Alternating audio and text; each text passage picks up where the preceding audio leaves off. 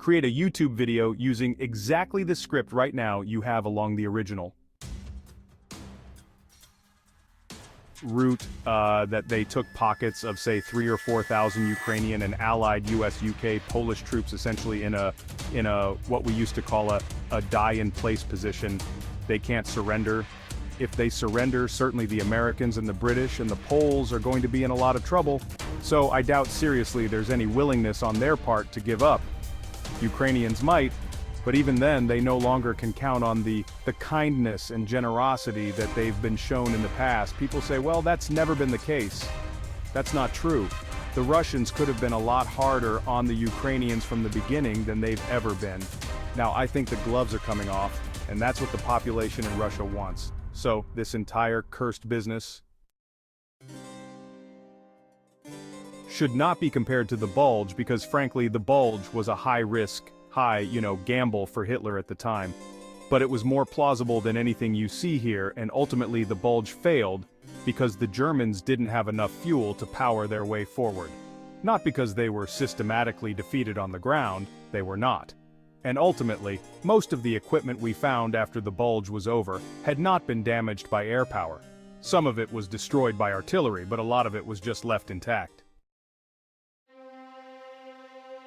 Colonel Douglas Macgregor, a voice of reason in the chaos, has often warned of the West's miscalculations and global conflicts. Today, his insights are more relevant than ever as we dive into the latest developments. Ladies and gentlemen, buckle up, because today we're diving straight into the heart of the conflict. There's no need for fluff or filler, just cold, hard facts and the unfolding chaos. The battlefield is heating up, and we've got some jaw-dropping updates, particularly about the overhyped F-16s that Ukraine thought would change the game. But first, let's take a closer look at Russia's latest tactical maneuvers, which, as usual, left everyone in the West scrambling for answers.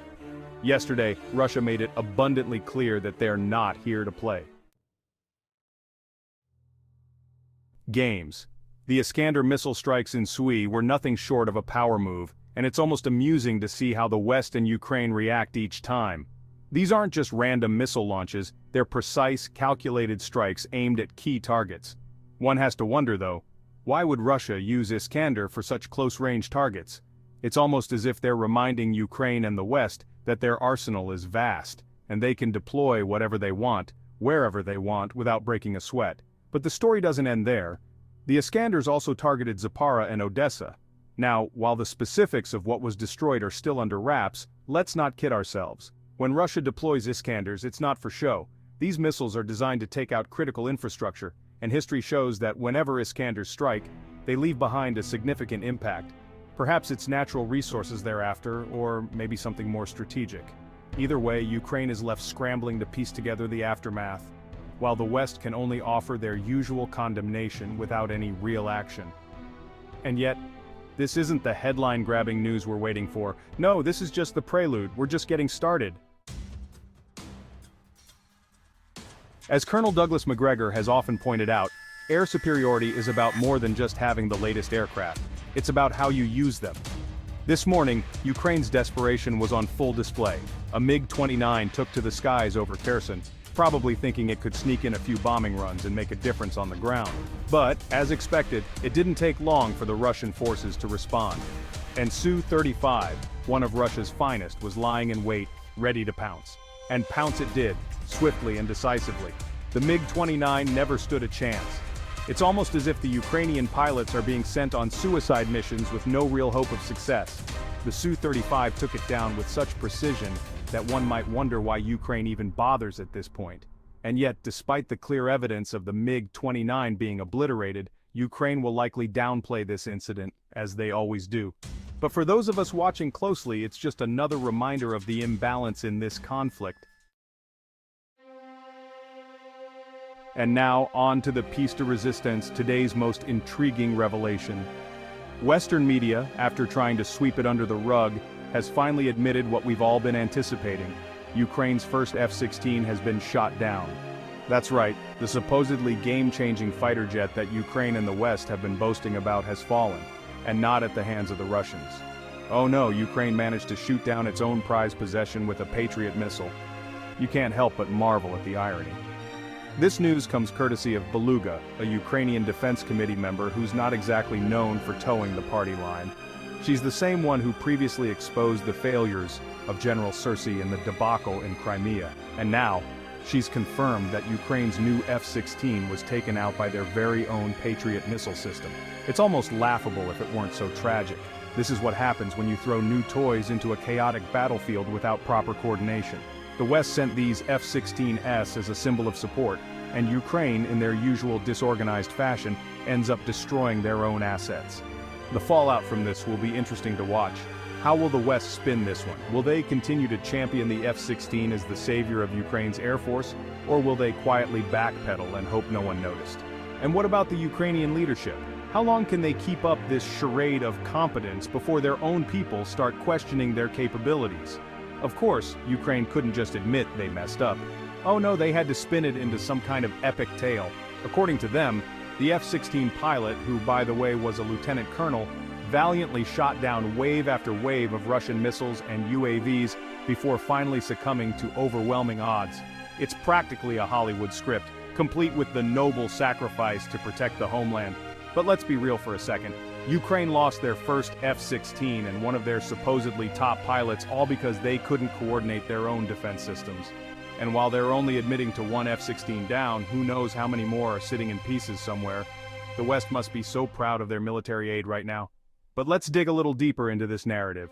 Ukraine's propaganda machine is working overtime to frame this as a heroic last stand. They're talking about how this pilot single-handedly took on Russian forces, downing missiles left and right before ultimately sacrificing himself. It's almost as if they're trying to create a martyr out of their own incompetence. And let's not forget the real reason why this happened. Because Ukraine's forces can't even coordinate between their own systems, let alone with the Western technology that's been handed to them. And what about the West? They're sitting there watching this unfold, and yet they continue to funnel more and more resources into this black hole. It's almost like they're too far in to back out now, so they just keep doubling down, hoping that something, anything, will turn the tide. But as we've seen time and time again, no amount of Western aid can compensate for the disarray within Ukraine's military. Now, if you thought that was something... Here's where it gets even better. The Wall Street Journal, ever eager to protect Western pride, is hinting that the F-16 might have gone down due to pilot error. But Ukraine is sticking to their heroic pilot story, no surprise there. And then there's a fourth theory, the most delicious one. Turkish intelligence is suggesting that Russia's Su-57, the stealth fighter that's been the talk of the town, secretly ambushed and took down the F-16 using the infamous R-37 air-to-air missile. Imagine that. The first F-16 downed not by Ukrainian incompetence but by Russian excellence. Now that's a headline the West wouldn't want to print. But let's explore this a bit further.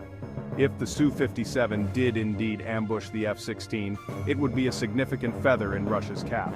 It would prove not only the effectiveness of the Su-57, but also send a clear message to the West. Your toys aren't as invincible as you think. And while the West may try to downplay this, the implications are clear. Russia's air superiority is very much real, and they're not afraid to flex it. On the other hand, if pilot error is indeed the cause, then it just adds another layer of tragedy to this mess. The Ukrainian pilot, likely undertrained and overconfident in their new equipment, couldn't handle the pressure. It's a stark reminder that you can't just throw new technology into a war zone and expect it to work miracles. Training, experience, and coordination are key, and Ukraine is clearly lacking in all three. As Colonel Douglas Macgregor has often emphasized, the US and its allies have a habit of biting off more than they can chew, and the Middle East is no exception. Today we see this playing out once again as Israel launches its largest military operation in the West Bank in 22 years. Because apparently they need to remind everyone who's boss in the region. Helicopter gunships, fighter jets, and tens of thousands of troops storming cities like Tokum and Jenin. But let's not pretend this is just a routine raid.